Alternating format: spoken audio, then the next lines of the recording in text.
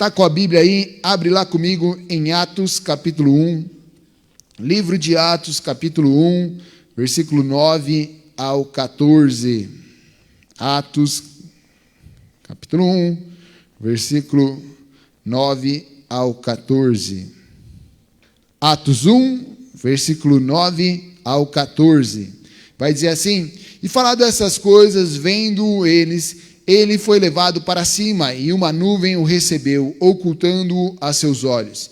Enquanto eles olhavam firmemente para o céu, enquanto ele subia, eis que 2 homens se puseram junto deles, com vestiduras brancas, os quais lhe disseram: homens da Galileia, por que estáis aí parados, olhando para o céu?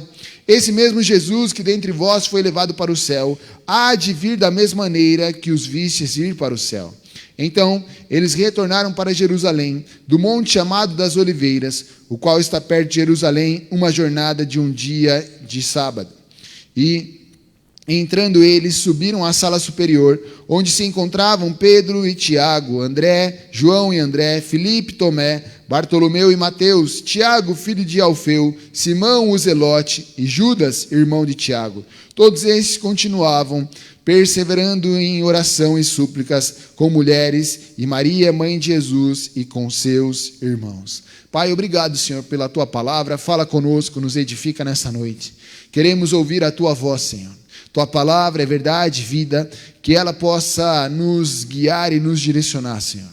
Que seja feita, Pai, a Tua vontade neste lugar, Deus, através da declaração da sua palavra, através, Senhor, daquilo que o Senhor queira trabalhar em nossos corações, sobre cada vida aqui, e aqueles que estão acompanhando também, Pai, de forma online, que a Tua mensagem alcance o objetivo, que é nos fazer ser parecidos contigo, Senhor. Que haja cura, libertação, Pai, transformação. Assim nós oramos e Te agradecemos em nome de Jesus, Senhor. Amém. Você pode dar uma salva de palmas a Deus?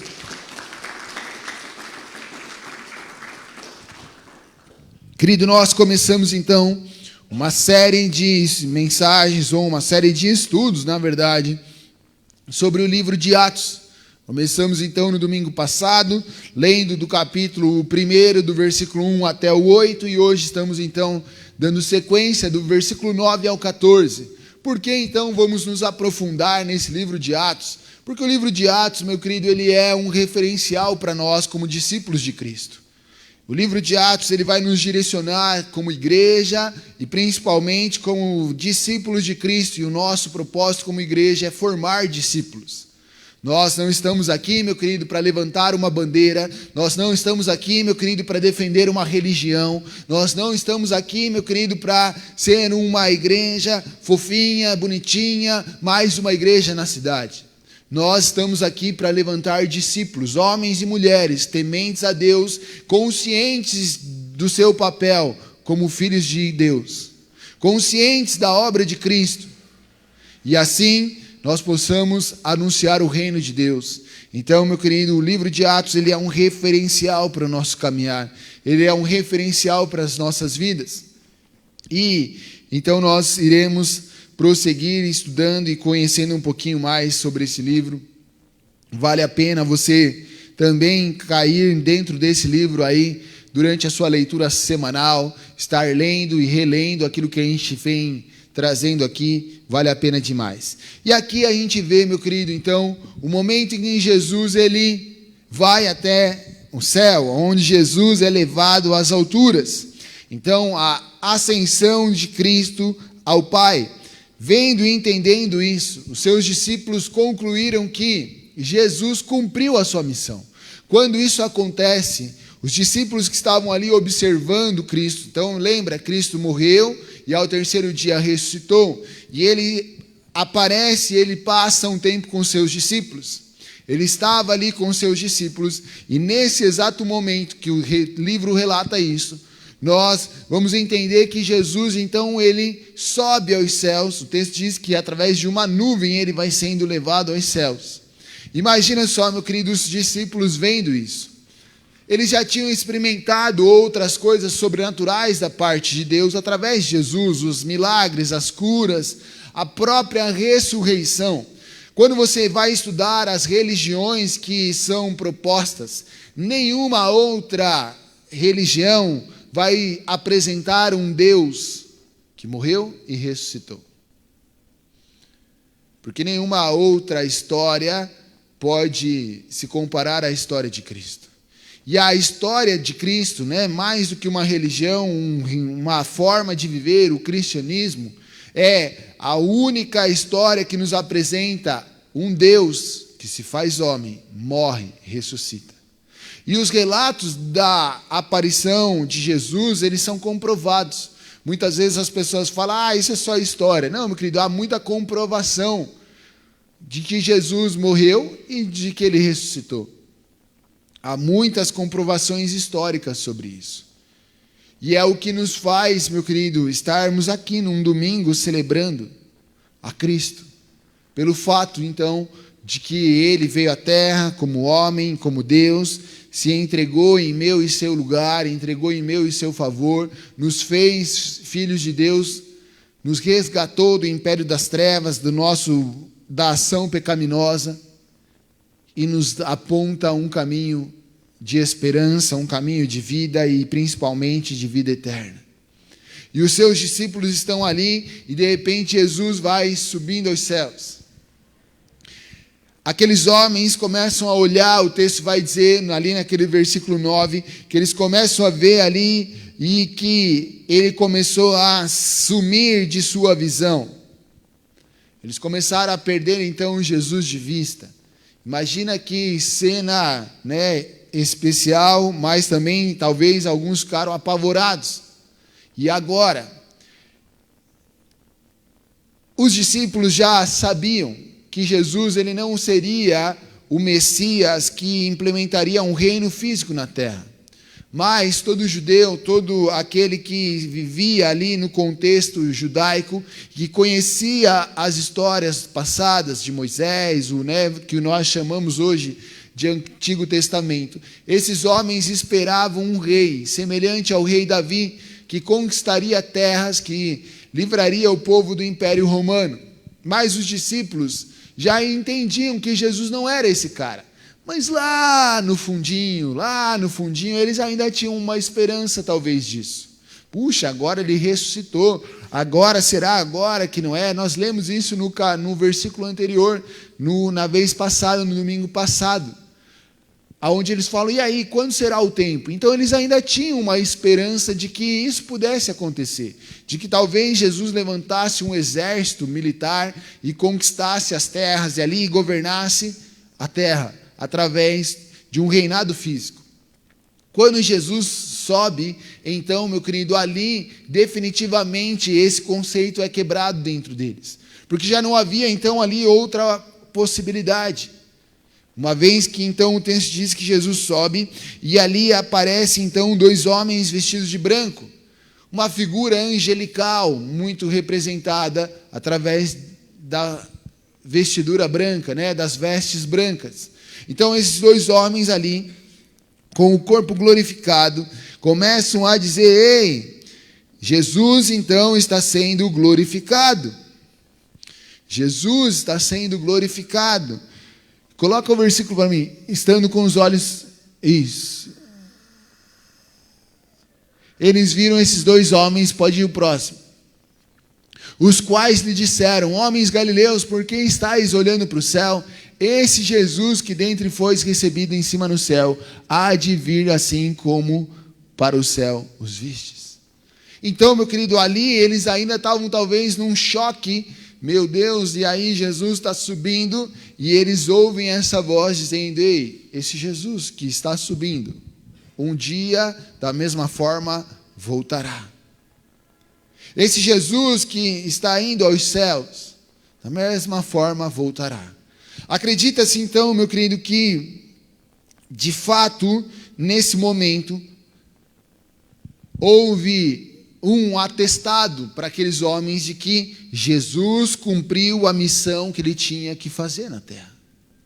Talvez era uma forma de dizer, ei, agora chegou a hora.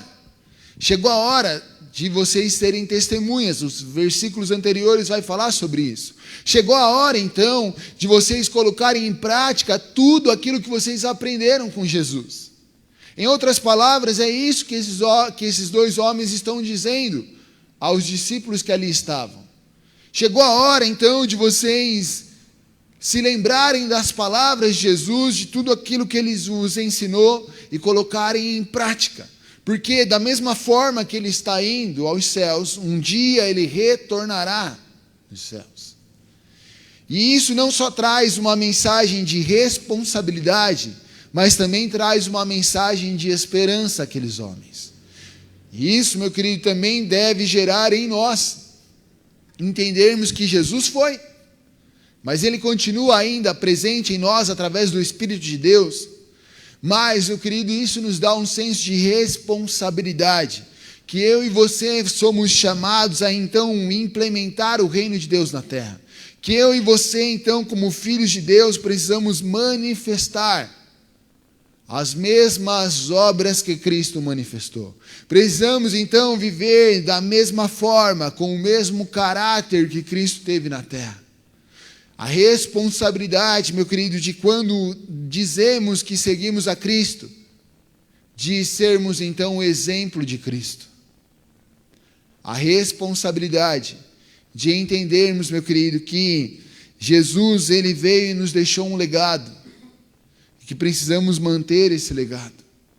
Mas também nos traz a esperança que um dia ele voltará. Nos traz a esperança que um dia nós estaremos com ele. E aí seremos condenados ou absolvidos, se a nossa vida estiver em Cristo, ou caso ela não esteja com ele. Isso nos traz então a esperança da vida eterna, daquilo que Cristo nos propôs. Então esses anjos, meu querido, eles vêm e eles falam: ei, cidadãos, né? Ele vai falar sobre aqueles homens ali e vai trazer então essa mensagem. O versículo 12 vai dizer então, meu querido, que eles estavam ali, coloca o 12 para mim aí, então voltaram para Jerusalém. Eles entenderam então, meu querido, que era o tempo de voltar, que era o tempo de ir então e esperar aquilo que Deus iria fazer através da vida deles. Nos versículos anteriores nós lemos que Jesus disse: ei, vocês receberão poder de ser testemunhas de Cristo. Então eles entendiam que era necessário que algo sobrenatural da parte do Senhor viesse sobre suas vidas, para que eles pudessem então manifestar esse reino. Porque não depende de nós e de nossa própria capacidade, meu querido. Sem Deus, eu e você nada podemos fazer. Esses homens então retornam a Jerusalém e eles seguem desse monte até Jerusalém, uma caminhada relacionada a um sábado. Havia ali um contexto que sábado era um dia de descanso, sábado era um dia do qual eles não faziam absolutamente nada, era um dia dedicado ao Senhor. O dia de sábado era um dia onde eles não trabalhavam, onde eles não faziam muitos esforços. Então, quando o texto fala sobre isso, ele está falando ali a respeito de uma jornada que eles fizeram, a respeito de um caminho que eles tiveram ali, que era o que eles poderiam de fato realizar dentro do dia de sábado. Acredita-se que era de 3 quilômetros no máximo, alguns falam de 2, mas a medida era de 2 a 3 quilômetros, era o máximo que eles poderiam, se locomover num dia de sábado, porque o dia de sábado era um dia de descanso. Esses homens então, meu querido, eles entendem a partir desse momento que agora era necessário que o reino espiritual que Cristo tanto lhes falou, que o reino espiritual que Cristo tanto tentou lhes apresentar, viesse à tona. Que então esse reino fosse concluído. E eles voltam, no versículo 13, vai dizer que então eles sobem até um cenáculo, até um lugar. E eles então subiram ao cenáculo, onde habitavam ali Pedro, Tiago, e aí ele vai trazer a relação dos seguidores de Cristo ali, dos discípulos ali, dos apóstolos de Cristo. Mas, meu querido, eles voltam então a esse lugar. muitos acreditam que esse lugar era um lugar onde teve a ceia do Senhor, onde Cristo, antes de morrer ali, compartilhou com eles e realizou a ceia. Um lugar onde eles já estavam habituados, um lugar onde eles já conheciam. Então eles vão até aquele lugar e ali eles começam então a buscar a Deus, eles começam ali a esperar algo da parte do Senhor. Eles começam então ali a entender que, Jesus cumpriu tudo o que tinha e agora chegou o tempo deles levarem adiante tudo aquilo que eles tinham aprendido. Talvez, meu querido, no meio dessa caminhada, alguns pensaram, não tem mais o que se fazer, chegou a hora de desistir. Eu acredito que não, sabe por quê, meu querido? Porque a experiência, aquilo que eles viram, foi marcante nas suas vidas. Semelhante a alguém que tem um encontro com Cristo em nossos dias de hoje. Se você de fato, meu querido, teve uma revelação de Cristo, sendo o seu Senhor, o seu Salvador, você pode ter momentos adversos, momentos de dificuldades, momentos de crises, momentos de lutas, sim, isso acontece na jornada cristã. Mas você não consegue olhar para trás e ter aquilo como uma opção de vida. Porque a sua única esperança está que um dia Ele voltará. Porque foi isso que aqueles 2 anjos disseram, ei, para de olhar para o céu, já foi, mas lembre-se que um dia Ele voltará. É a esperança, meu querido. O que nos faz ser pessoas que estão olhando com fé, a esperança da vida eterna, a esperança de um dia estarmos com Cristo, a esperança de um dia estarmos reinando com Cristo. É isso que move um cristão. Muito provavelmente, no meio do caminho, eles se lembraram de todas as coisas que eles passaram com Cristo. E agora chegou a hora que Ele nos preparou para isso, chegou o tempo, de fato, de levarmos essa mensagem. Porque essa esperança de que um dia Ele voltará, as outras pessoas que estão ao nosso redor também precisam experimentar. Aquilo que um dia nós vivemos, as pessoas que estão à nossa volta também precisam viver. Nós, meu querido, como conhecedores de Cristo, como discípulos de Cristo, precisamos ter isso cravado em nossos corações. Dias ruins, momentos adversos, dificuldades, todos nós teremos. Mas o que nos mantém firmes? A esperança de que Cristo voltará. E de que essa é uma leve e momentânea tribulação. Que esse é um momento passageiro. Que nós não somos dessa terra, mas que nós somos de uma nação celestial. Jesus disse, ei, no mundo tereis aflições. Tende bom ânimo, eu venci o mundo. O que ele está dizendo em outras palavras? Ei, vocês vão ter momentos difíceis, mas se alegrem, tenham esperança, porque eu voltarei. Assim como eu morri e ressuscitei, eu também retornarei para estar com vocês. Para então podermos, estar com Cristo.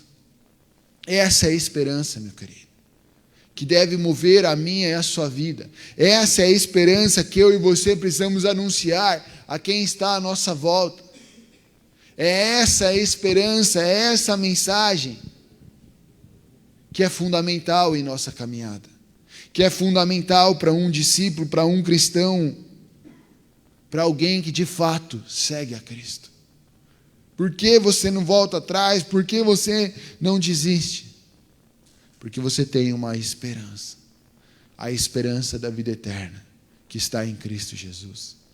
E uma vez que essa revelação entra no seu coração, meu querido, uma vez que essa verdade se torna prática na sua vida, é isso que vai ditar e guiar os seus passos. É isso que vai cada vez mais te fazer tirar os olhos das coisas terrenas, para voltar os seus olhos para aquilo que é celestial. São nesses momentos, meu querido, que você começa a entender que correr atrás de coisas não tem o devido valor se comparadas às coisas de Cristo. São nesses momentos, meu querido, que você muda pensamentos, muda atitudes na sua vida. Aonde você estava correndo atrás de coisas que não tinham valor. Mas quando você entende Cristo, você passa então a correr e a se desgastar por coisas valiosas.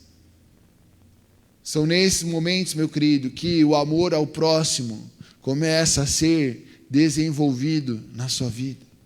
São nesses momentos, meu querido, que você vê que às vezes as pessoas estão tão eufóricas, querendo o celular, o último celular do momento. Sei lá, iPhone, qual que é o último lançamento do iPhone aí? 17? Isso? Você é louco, querido. Parei no 4, quando conheci o 4 só.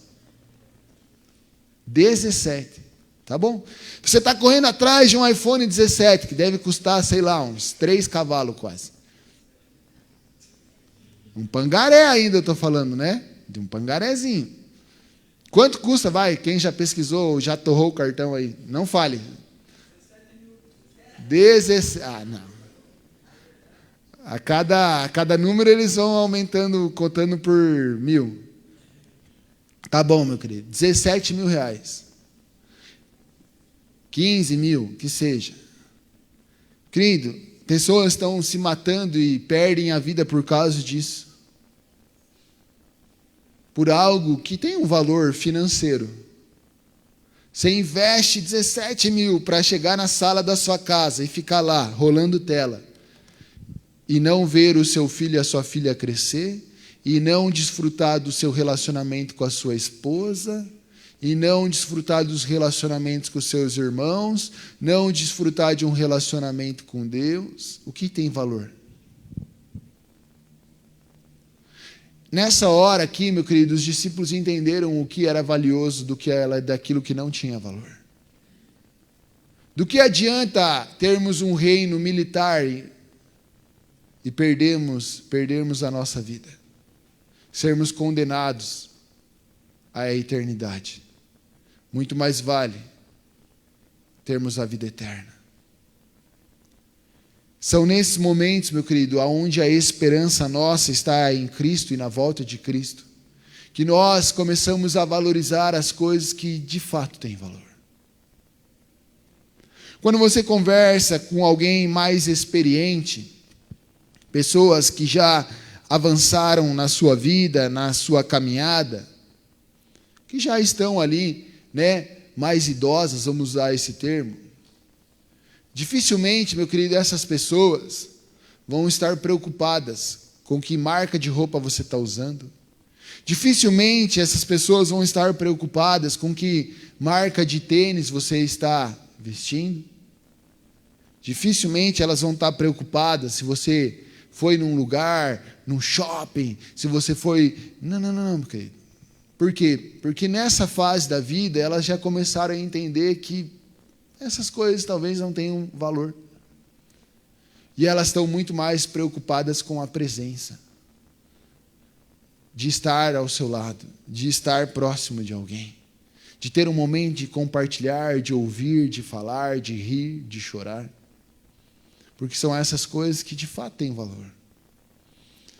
A nossa vida, meu querido, ela é um sopro. Vocês viram o que aconteceu numa cidade, aqui no nosso estado. 80% a 90% da cidade foi destruída. A menina que foi levada pelo vento, ela iria fazer uma festa no outro dia. Uma igreja que foi arrasada, meia hora depois teria um congresso dentro daquela igreja. Um congresso de missões. Sabe, meu querido, foi uma fração de segundos. Eu ouvi o relato de uma mulher dizendo assim: meu marido chegou do trabalho e ele falou, puxa, eu vou tomar banho antes que a luz acabe. E quando ele saiu do banho, nós fomos para fora, para a janela. Ela falou, graças a Deus a gente não saiu para a varanda, a gente foi na janela. De repente a gente começou a ver tudo voando e já não enxergava mais nada para fora. Só deu tempo da gente correr para debaixo da mesa. Foi muito rápido o que ela disse. foi muito rápido. Na nossa vida, meu querido, as coisas são muito rápidas. São frações de segundos. E será que nós temos perdido tempo com coisas que não têm valor? E temos deixado coisas valiosas passarem. E talvez seja tarde demais, meu querido. Talvez seja tarde demais para recuperar o tempo que se perdeu. Talvez seja tarde demais, meu querido, esse tempo não volte mais. Aqui os discípulos entenderam o real valor das coisas eternas, das coisas que são duradouras. Se você tem uma família, isso é duradouro, isso é eterno. As lembranças, os momentos, as histórias, isso, meu querido, o tempo não passa, o tempo não rouba. São coisas valiosas. Os momentos que nós estamos aqui para celebrar ao Senhor são momentos valiosos. Os momentos em que nós estamos desfrutando da palavra do Senhor, de um período de oração, de um momento de adoração, são tempos preciosos. São tempos valiosos. Os momentos que nós estamos juntos de pessoas, que nós amamos pessoas, os momentos que nós estamos juntos com aqueles que são os nossos irmãos, tempo precioso, tempo valioso. Que nós possamos entender o que de fato tem valor em nossas vidas, meu querido. Que assim como esses discípulos, ao entenderem e ouvirem essa mensagem daqueles 2 anjos, retornaram para Jerusalém, subiram ali e entenderam que era valioso. Então Lucas, o relator e o autor do livro de Atos, ele vai trazer no versículo 12 ali a lista, dos apóstolos, aqueles que estavam ali com Cristo. Você vai ver que nessa lista está faltando um homem chamado Judas, que foi aquele que acusou Cristo, negou a Cristo, e ele, já estava nessa hora aí morto pelo remorso que ele teve daquilo que ele fez com Cristo. E nós vemos a lista desses homens, mas não eram somente esses homens que estavam neste lugar. Estudiosos acreditam que eles eram em 120 pessoas. 120 discípulos que estavam ali reunidos, e era o que normalmente se cabia num lugar que é chamado de cenáculo, que era o segundo andar de uma casa. E eles estavam reunidos ali para esperar algo acontecer. Eles estavam ali esperando que Cristo, então, manifestasse ou lhes desse uma direção. E o versículo 14 vai dizer que eles perseveraram em oração. E todos estes perseveraram unanimemente em oração e em súplica com as mulheres, Maria, mãe de Jesus, e com seus irmãos. Então, acredita-se que as esposas estavam ali, algumas outras mulheres, e ali Maria, mãe de Jesus, esse é o último relato dela na Bíblia, essa é a última vez que você vai ver ela sendo relatada na palavra do Senhor. Como se dizendo, ei, cumpriu, acabou, Jesus cumpriu a missão, agora é com vocês. Agora é a partir do Espírito, a partir de Deus agindo em vocês. E isso é o que eu e você precisamos viver nos nossos dias. Agora, meu querido, é através de Deus agindo em nós, através do Espírito Santo que habita em cada um de nós, nós sermos testemunhas do reino de Deus, nós implementarmos o reino de Deus, levarmos uma mensagem de amor e de esperança àqueles que estão perdidos. Mas o que é interessante, meu querido, e o que nós vamos se ater, é exatamente as primeiras palavras deste versículo. E todos estes perseveraram. Como um discípulo, como um cristão, meu querido, nós precisamos perseverar. E talvez esse seja um dos maiores ensinamentos que Cristo traz nesse momento. Nós precisamos perseverar. Na vida cristã, meu querido, na vida de alguém que segue a Cristo, nós precisamos de perseverança. Se você não perseverar, se você pensar e quiser desistir, isso, meu querido, não corresponde à vida de um cristão. Um cristão, meu querido, ele sabe que momentos difíceis virão, momentos complicados estarão à sua volta. E que ele precisa perseverar. Que ele precisa permanecer, que ele precisa resistir, que ele precisa continuar, que ele precisa crer, que ele precisa confiar. Algumas traduções vão dizer que com o mesmo espírito e com o mesmo pensamento, unanimemente ali, com o mesmo espírito e o mesmo pensamento, todos, eles estavam unidos. Então todos esses perseveraram juntos, num mesmo espírito, num mesmo pensamento. Se alguém pensasse em desistir, essa pessoa eu ouvi todos os outros dizendo, nós não temos mais opções de desistir. Nós só temos um caminho, continuar. A hora de ter pulado fora do barco foi antes, agora não tem mais volta. Estamos todos juntos nessa. Estamos todos juntos no mesmo caminho. Estamos todos juntos na mesma missão.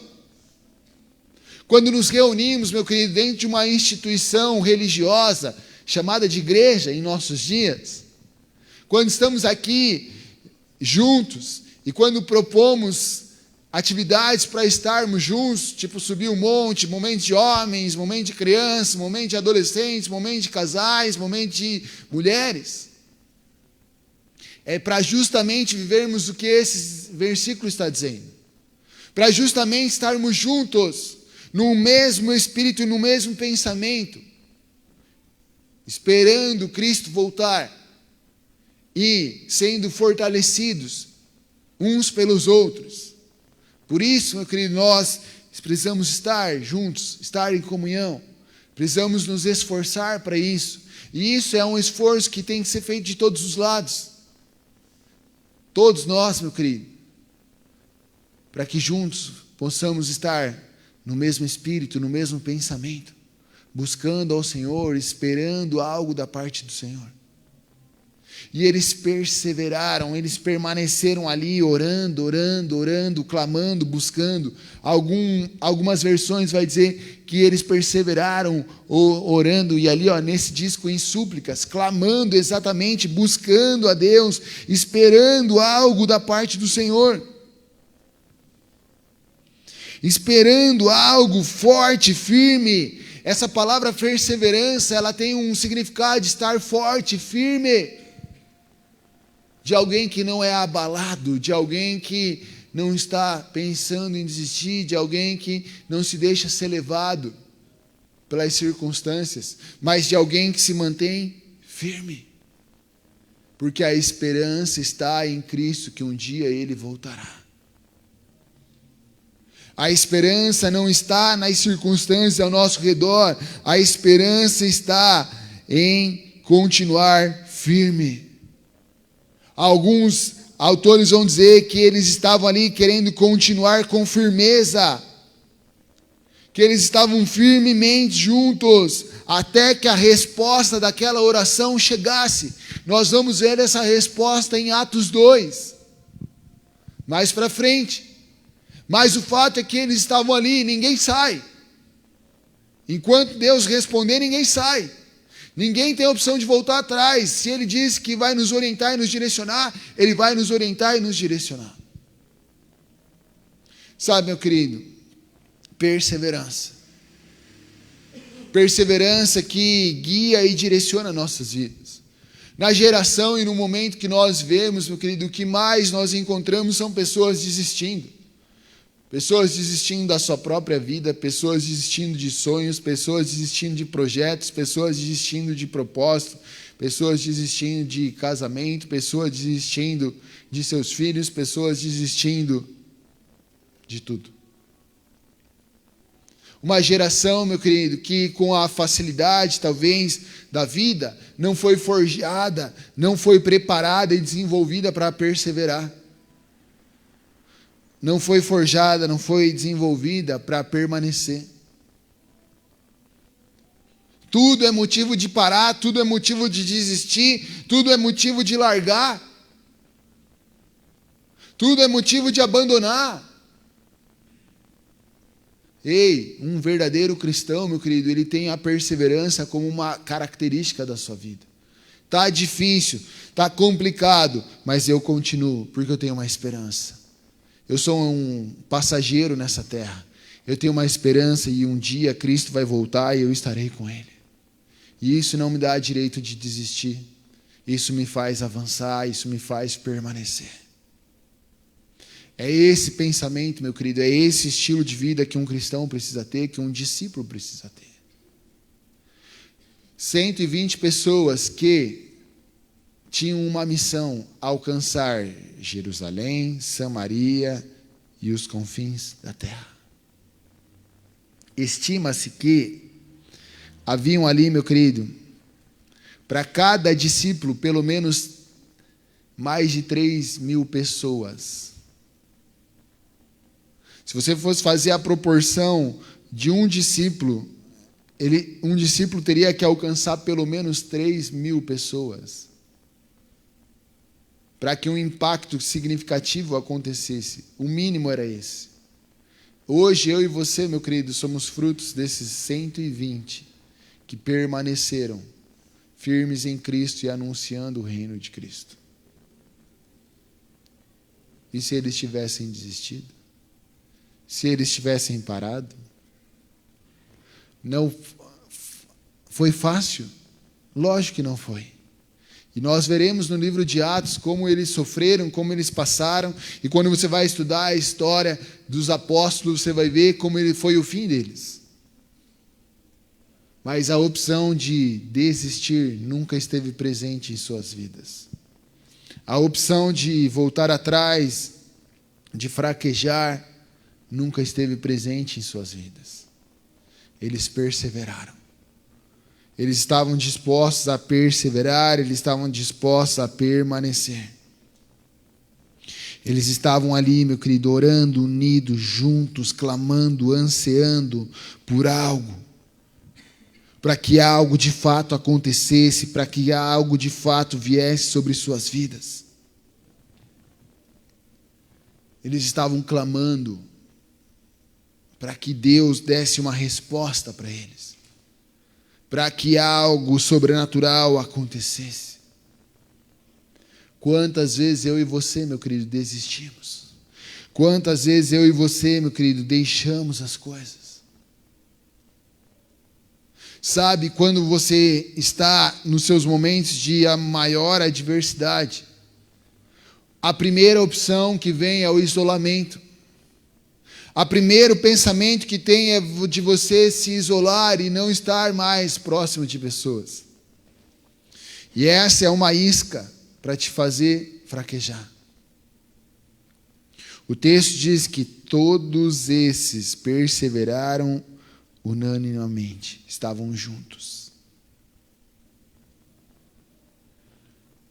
Quando as adversidades vêm, meu querido, nós precisamos buscar força nos nossos irmãos, naqueles que estão à nossa volta.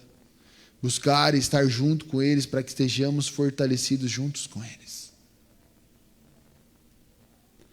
Nós fomos na sexta-feira numa festa de um motoclube.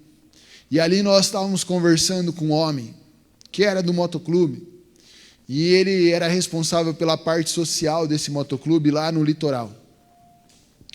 E eu não comentei isso com quem foi, porque a hora que eu cheguei em casa, eu comecei a lembrar do que aquele cara me falou, do que ele falou para nós, na verdade. E ele disse assim: cara, nós somos irmãos. E ele não era um cristão, tá? Nós somos irmãos e nós ajudamos os irmãos lá. O clube deles entende que eles são irmãos, então amanhã é a ligação que eles têm dentro desse clube. E ele começou a falar, e ele falou: cara, a gente não abandona, a gente está sempre junto e tal, não sei o quê. Ele começou a contar algumas histórias de alguns relatos dele. E eu pensei, e o Espírito Santo me disse: viu? Ele não é um cristão.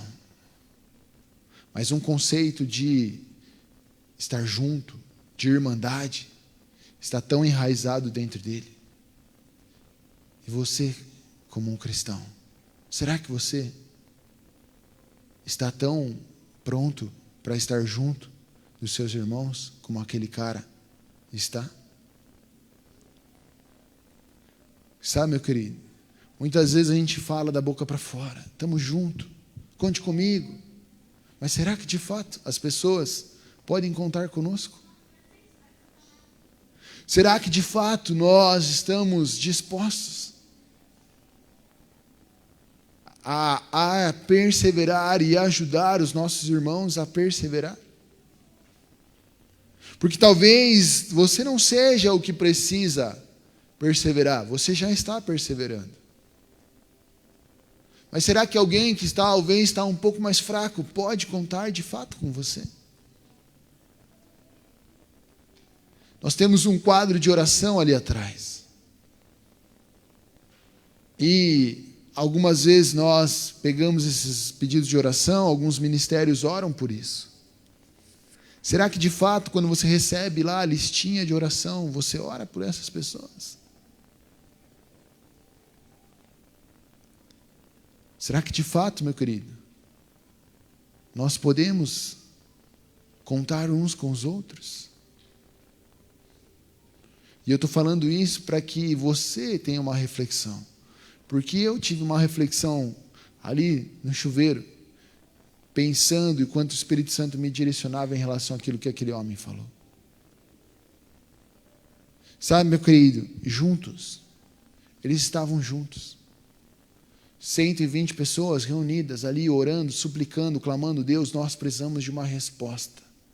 Deus, nós precisamos de uma intervenção. Deus, nós queremos ouvir o Senhor nos direcionar, nos mostrar qual é o passo que precisamos dar. Será, meu querido, que as pessoas podem contar com a nossa oração? Será que as pessoas podem contar com a nossa atitude? Será que de fato estamos dispostos a perseverar juntos? Será que não é mais fácil desistir? Será que não é mais fácil abandonar? Será que não é mais fácil largar para trás? Um dos soldados que morreu na mega operação, meu querido, ele não precisava ter morrido. Ele só morreu porque ele voltou para trás para ajudar um irmão de farda dele. Porque provavelmente no curso ele aprendeu: ninguém fica para trás. Puxa, mas era a vida dele que estava em risco. Mas ele entendia que ninguém fica para trás. Quando nós, meu querido, entendemos isso, nós nos movemos, sem esperar um evento, sem esperar o pastor, sem esperar o líder, Não, querido, todos nós, como cristão, como irmão, estamos juntos perseverando uns com os outros. Sem esperar uma chamada, sem esperar um convite, sem esperar que alguém diga algo, mas porque dentro de nós isso é colocado. Porque o Espírito em nós começa a nos direcionar a agirmos. Será que temos perseverados, meu querido? E aí eu vou para individualmente agora. Será que você tem perseverado naquilo que Deus tem colocado na sua vida? Será que você tem perseverado na sua vida de intimidade, de relacionamento com Deus? Será que você tem perseverado naquilo que Deus colocou para você? Como propósito, como missão, como direção da sua vida? Ou você tem desistido? Muitas vezes nós desistimos porque estamos colocando valor errado nas coisas. Puxa, mas aquela pessoa... Você está colocando valor errado na pessoa. Pessoas vão falhar com você. Coloque o valor em Cristo. Valorize Cristo e não a atitude das pessoas. Valorize o propósito, aquilo que Cristo te mandou fazer e não a retribuição. Porque amor, meu querido, é entrega sem esperar nada em troca. Eu amo o próximo mesmo que ele não me ame. Eu amo o próximo mesmo que ele não me retribua. Perseverar é fazer isso, mesmo que a resposta não venha do outro lado, mesmo que você não seja correspondido. Perseverar fala sobre você continuar amando. Será que você continua amando a Deus? Será que você continua perseverando naquilo que Deus trouxe sobre a sua vida? Será que você tem perseverado sobre a sua família? Tem perseverado sobre as direções que Deus tem te dado em cada área da sua vida? Ou você tem desistido? Ou você tem deixado para trás? Eu tinha um aluno que ele deixou de ir para os treinos, porque um outro aluno ofendeu ele. E o que esse cara falou para ele era gravíssimo. Era até um preconceito racial. E ele, por ser muito imaturo, criança ainda, ele se deixou levar por aquilo. E esses dias eu encontrei ele na rua e falei, e aí, meu, você vai deixar? Você vai perder tudo que lhe é proposto. Você vai perder todas as coisas que a gente vive lá. Porque alguém falou uma bobagem para você. Você vai perder as oportunidades que você tem. Porque alguém lhe falou uma bobeira. É lógico que eu não falei assim com ele, né? Quem me conhece sabe como eu falei. Olha para mim, cara, estou falando com você. Tipo o Capitão Nascimento. Falei, cara, você vai perder uma oportunidade. Você vai perder pessoas que gostam de você. Porque alguém lhe falou uma bobeira. Você vai desistir. Não, professor, semana que vem eu estou lá. Falei, eu espero que você esteja lá. Sabe, meu querido, e muitas vezes nós estamos assim. Ah, porque alguém falou isso de mim. Ah. Você nem sabe se é verdade ou não, meu querido. Será que você não provocou? Porque na hora que eu falei, você sabe que você não é flor que se cheire, porque você também provoca os caras. E daí quando eles falam, você não aguenta. É verdade, professor. Eu falei, então, cara. Talvez foi uma reação daquilo que você provocou. É mais fácil desistir. Talvez você estava passando por uma situação como reação daquilo que você provocou. E o mais fácil é desistir, o mais fácil é abandonar, o mais fácil é largar, o mais fácil é esperar que o tempo passe e as coisas melhorem. Ou o melhor é perseverar e encarar de frente as coisas. É perseverar, ter força, continuar, para que Cristo mova e as coisas aconteçam. Será que de fato temos perseverado, meu querido? O texto diz que eles perseveraram e que ali eles permaneceram em oração, em súplicas, que ali eles estavam. E a consequência disso a gente vai ver nos próximos cultos. Mas eles receberam ali o poder do Espírito Santo no capítulo 2, lá no famoso Pentecostes. E aí, quando você vai ler a história, você vai entender tudo que Deus fez através da vida daqueles homens. Mas para terminar, eu quero te fazer essa pergunta mais uma vez.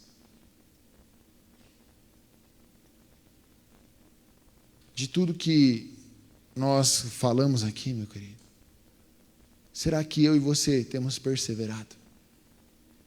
Será que eu e você, meu querido, somos aqueles que vão auxiliar quem está à nossa volta? E pode ser que um dia você esteja em baixa, é normal, meu querido. Talvez você esteja um pouco desanimado, mas você olhe para alguém que está perseverando e você se anima. Será que as pessoas podem encontrar em nós isso? Será que as pessoas podem olhar para nós e falar, puxa, eu vou persistir, eu vou perseverar. Porque o meu irmão teve a oportunidade de desistir e não desistiu. Porque meu irmão tinha tudo para abandonar e ele não abandonou.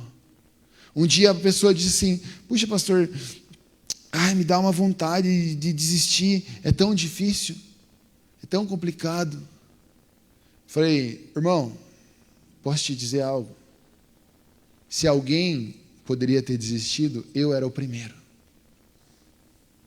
Eu seria o primeiro. Mas eu estou aqui e nunca desisti.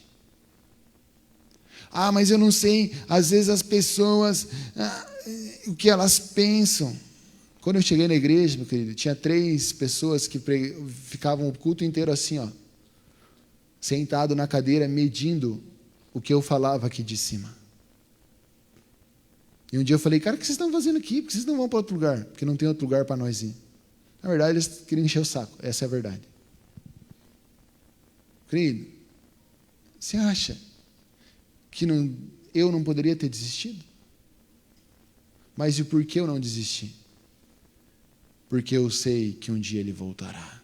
Porque eu entendo o que ele me pediu para fazer. Porque eu entendo, meu querido, que nós precisamos perseverar. Porque eu entendo, meu querido, que há um propósito nesse lugar. Há um propósito em nossas vidas. E esse propósito, meu querido, vai muito além de uma placa de igreja, vai muito além, meu querido, de uma reunião de domingo. Esse propósito fala de gerações e de pessoas que estão ao nosso redor.